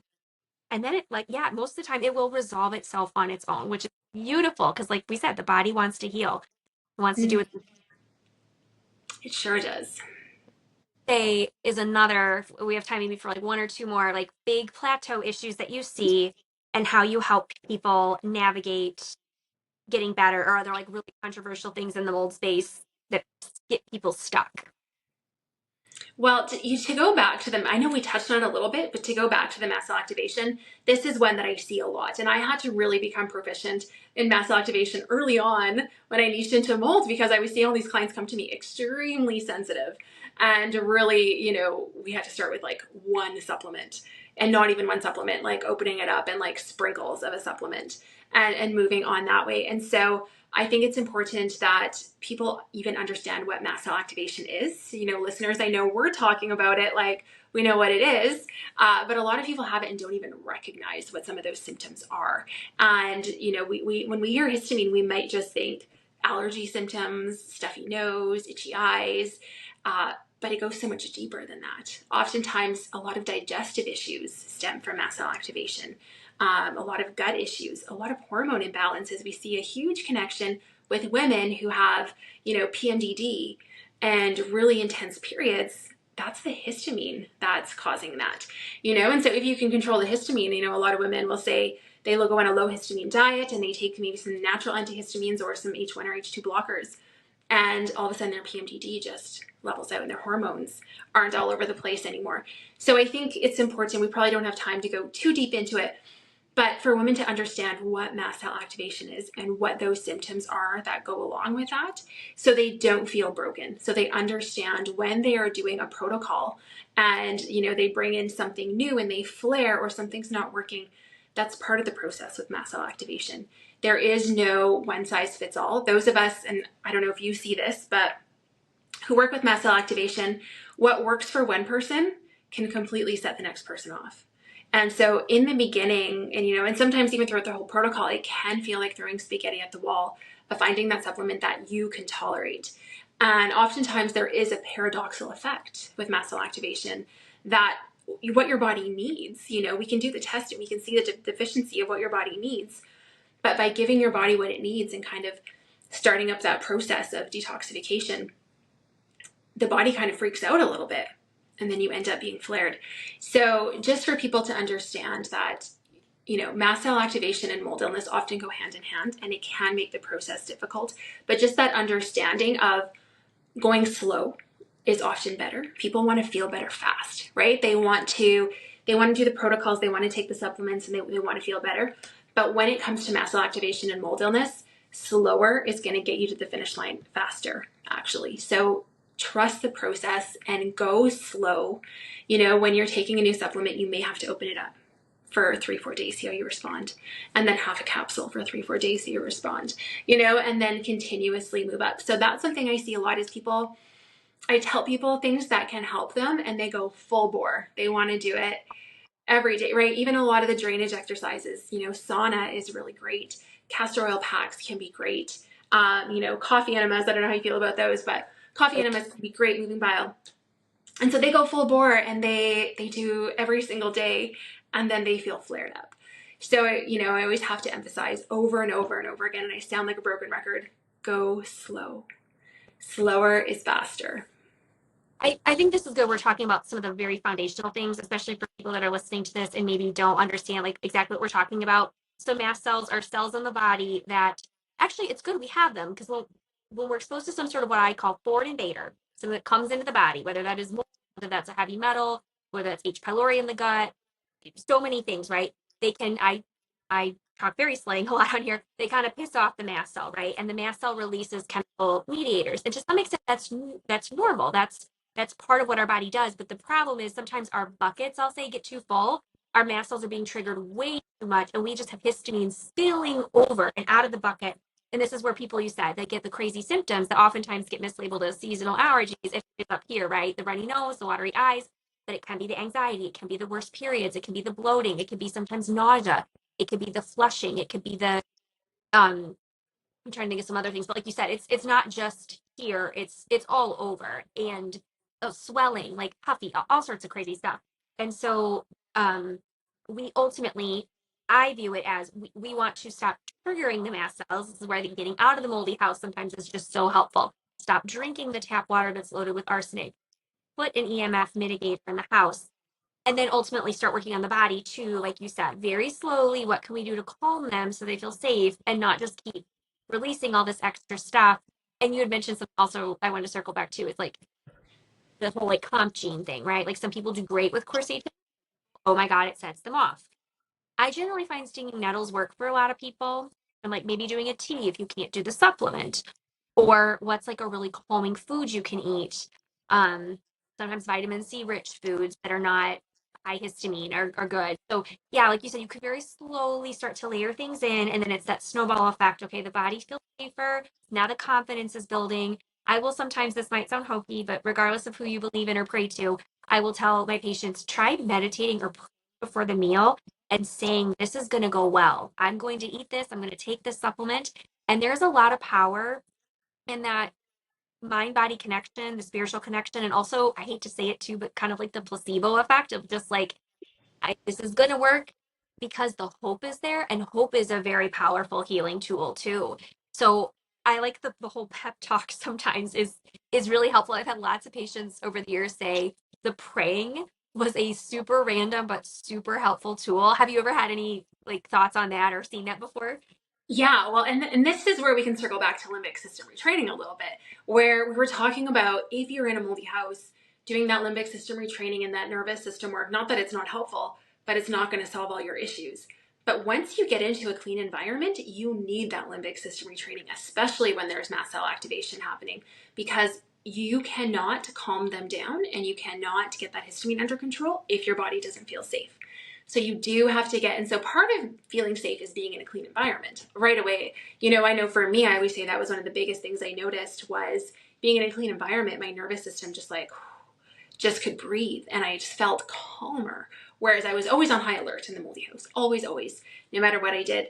And so, yes, that's where that kind of nervous system work can come in. And I always tell my clients, there's three layers I want you to work on with nervous system work. First one is kind of those gratitude practices, breathing before you eat, before you take a new supplement, that mindset check that that you are safe, that you are going to respond well to it, the deep breathing. And I could go into the connection between mold illness and breathing and breath work as well. But, breath work is really impactful. Then we can get into limbic system because that's actually the neuroplasticity that needs to be worked on and retrained. So the limbic system is separate from the nervous system work. Then there's the vagus nerve as well. The vagus nerve plays a really big part, especially when we're looking at the digestive system. If there's constipation at play, there likely is some vagus nerve dysfunction.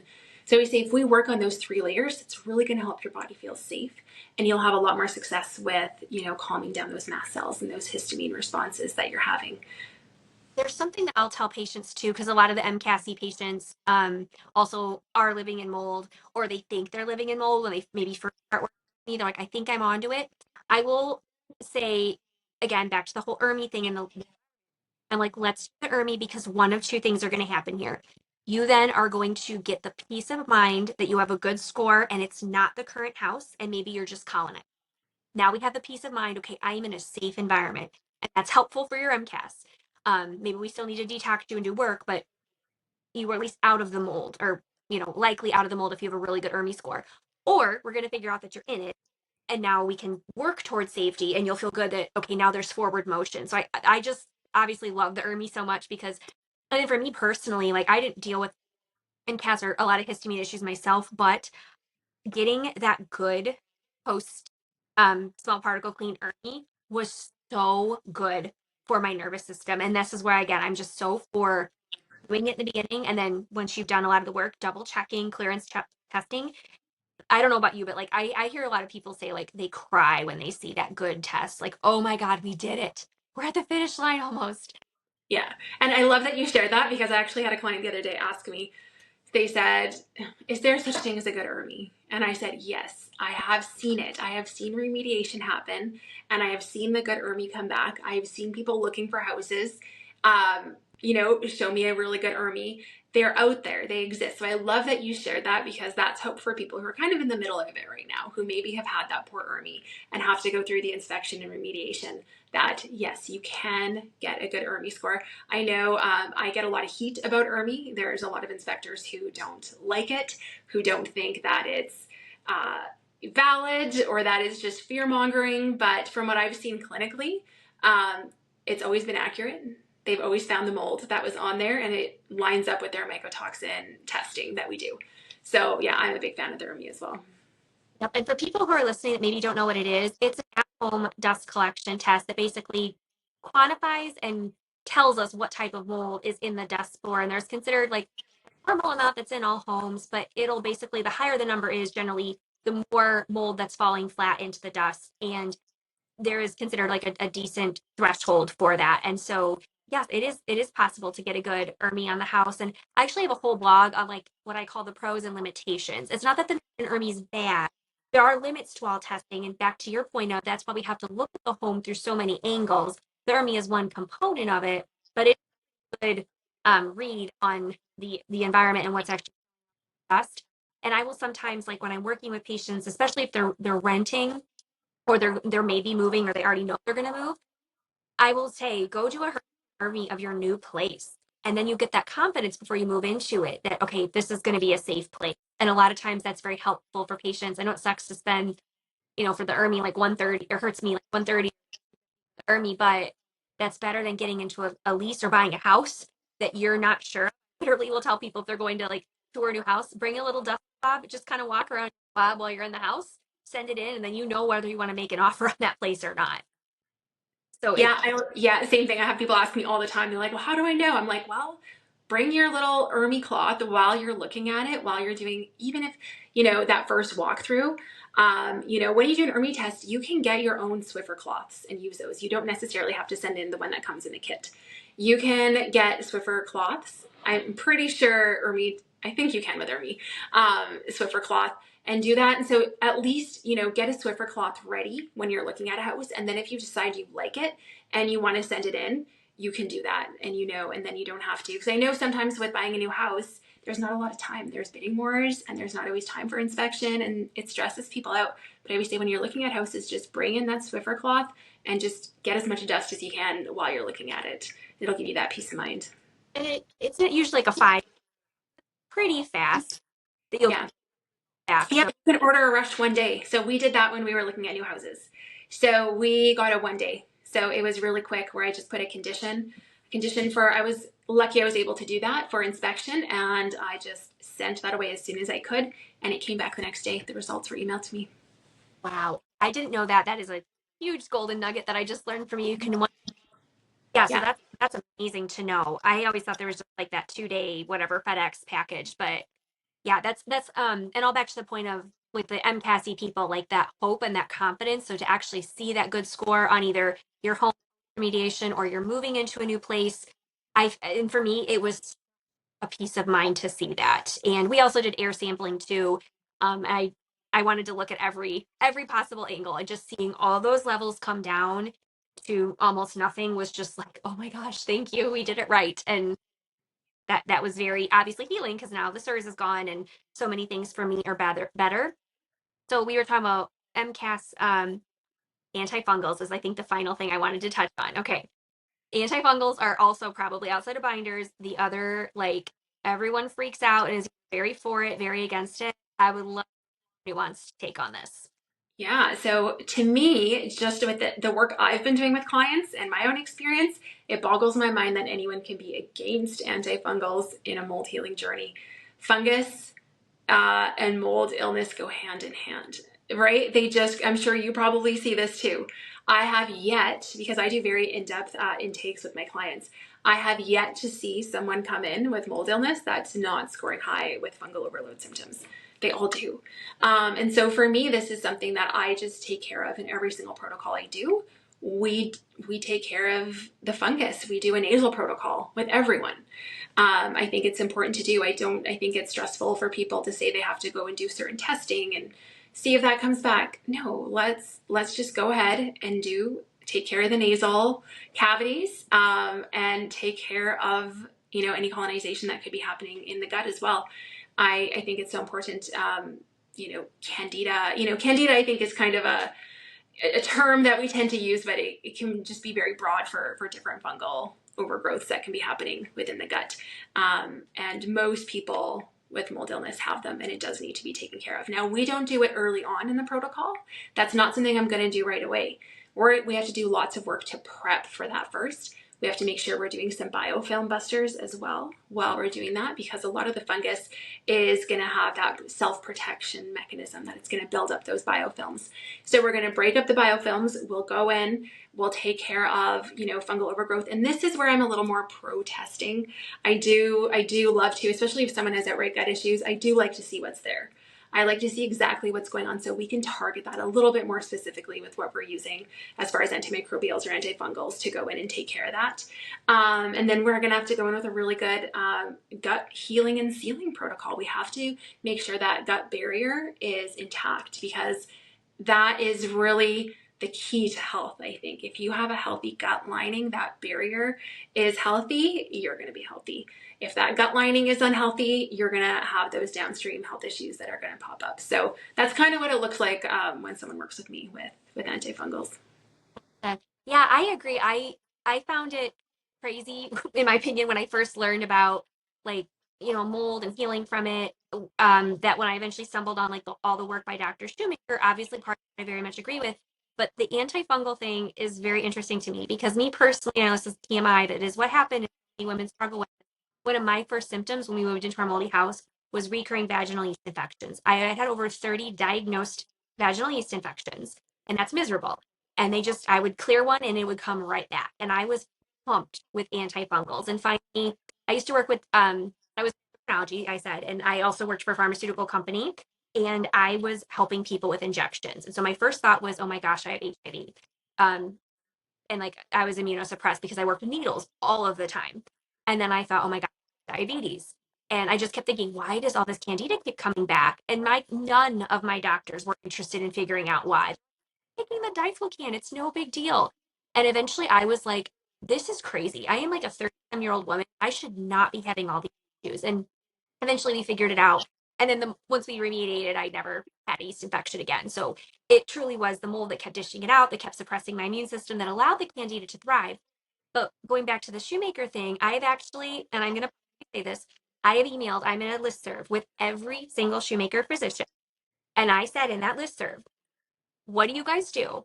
Because I know they're very using antifungals. And I like there are studies that show azole use produce brain matter, and they're concerned about neuroacquired brain atrophy. Okay, fine, but when a person has a yeast infection, when they have oral thrush, when they have valid things that we're seeing on testing, or I do GMFs in almost every patient I work with. I do believe that is one thing we really should be testing.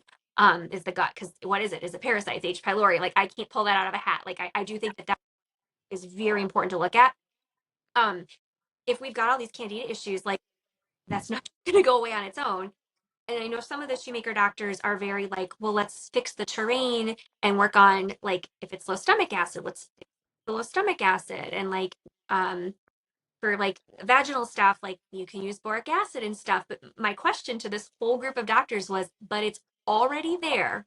How are you going to treat it? And no one has responded back to me, and it's crickets because I think I'm putting a big like I don't know. I'm opening a big can of worms with that group. Um, but yeah, anyways, so no one ever got back to me on that. And it's a very active list.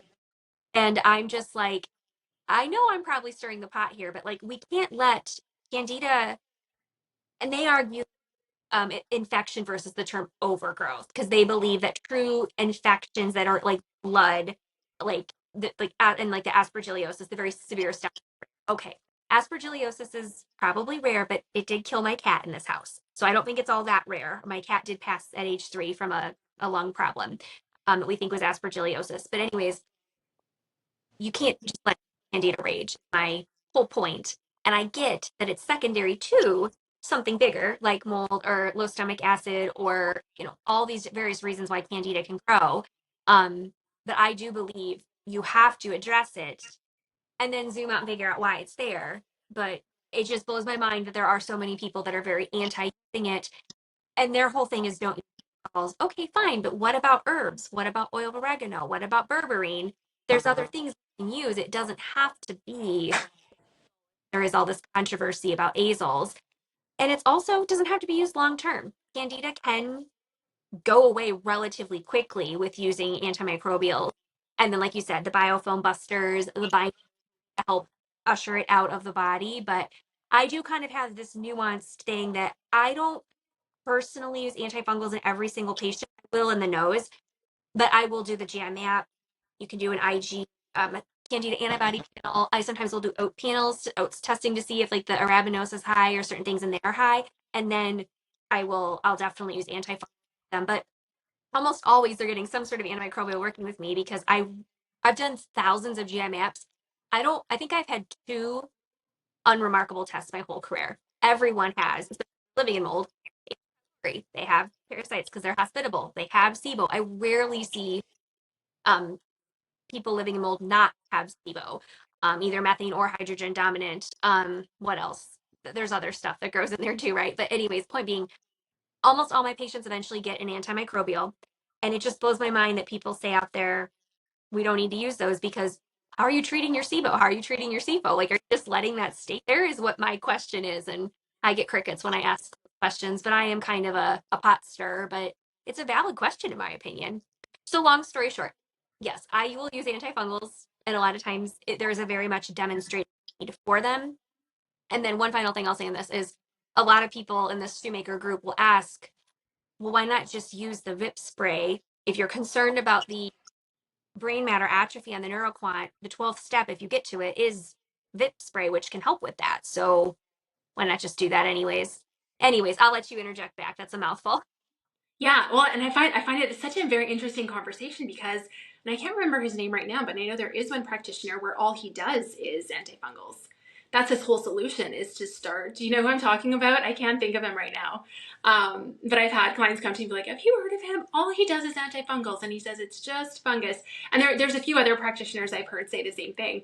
And to me, that's wild too. I'm like, well, how if you can't just go in and take care of the fungus without addressing the terrain?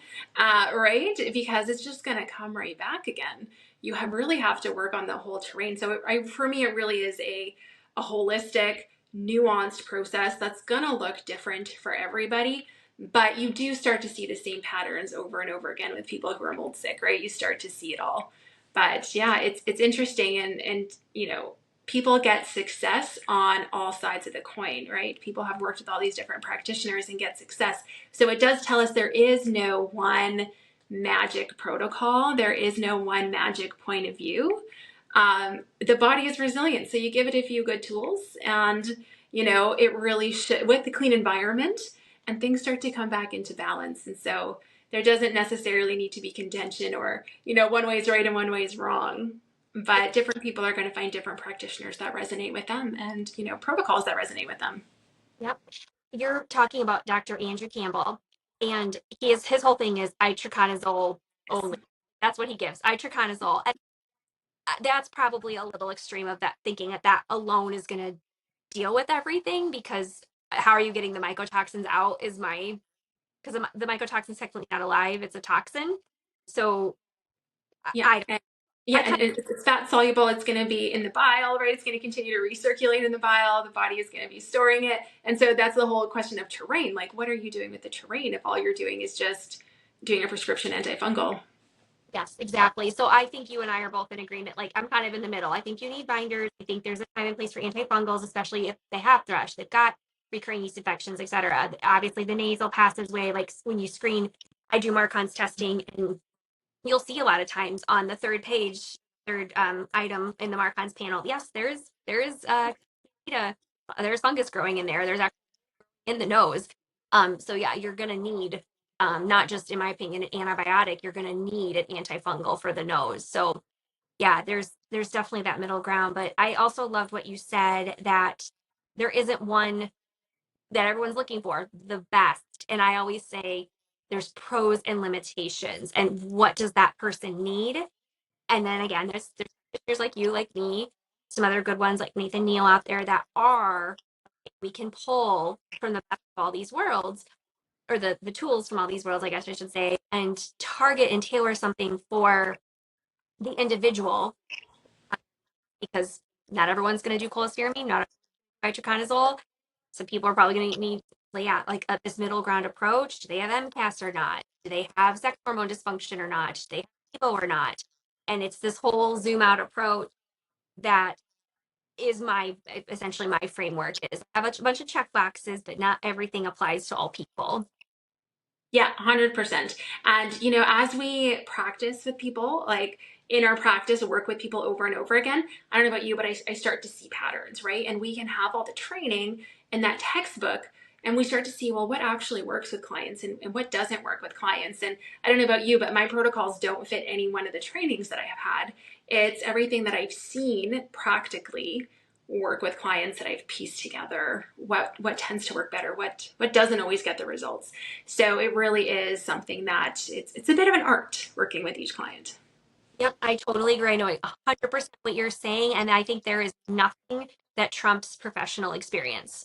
You can have all these trainings out there, but that real world applicability, like the thing that comes to my mind is like garlic for treating methane dominant SIBO. I just, everyone says that works, and no, I use Trantil. Like that's, so I know like you can do these cookie cutter things, and yeah, like you said, I just, and you probably are also to the point too where you can look at someone and you look at their file, and I, in my mind, I'm gonna be honest, I'm like, ding, ding, ding, ding, ding. This is what I'm gonna see. I know that they're like, and then I get the labs back, and I'm like, yeah, you just, you start to see Yeah. things over the similar stories. This, yeah, Mhm. Yeah, it, I know it already usually in our discovery calls before we even get into intakes. I usually see it, we're chatting, I hear the story and I kind of have a really good idea of what's going on. But yeah. yep. And I still, of course, will be professional, and I want to make sure everyone feels very well heard. But I'm like, in my head, I'm like, okay, order that. They need this. We're probably going to do this next appointment. This is what they're going to need. Just because you start to see over and over and over and over this all these types of patient health scenarios. So yeah, it's wild, but it does help. I think when you work with practitioners who have a ton of experience, you can like zoom in so much quicker, and that ultimately translates to the person feeling better and having the knowing that you know what the hell you're doing, right? Yeah, exactly. Yeah, exactly. But even then, I don't know if you feel this way sometimes, but sometimes I'm like, I think the niche of mold and dealing with mold illness is probably one of the most nuanced and most complex issues out there. So it very much is a challenge, working with each new client and what's going on and facing, like the mast cell and the histamine and what's going on with the gut, right? Because mold affects every single system. There's going to be some neurological, there's going to be some digestive, there's going to be, some immune issues that kind of all need to be addressed. So it is very complex and very nuanced working with mold.